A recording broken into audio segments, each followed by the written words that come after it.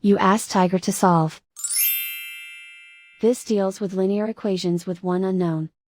The final result is x equals -12.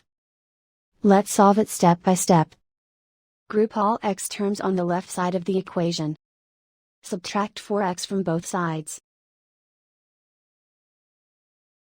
Simplify the arithmetic. Group like terms.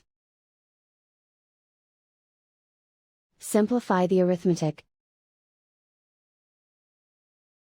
Isolate the x. Divide both sides by 5.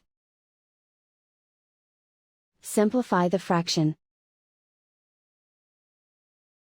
Find the greatest common factor of the numerator and denominator. Factor out and cancel the greatest common factor. And so the final result is x equals -12.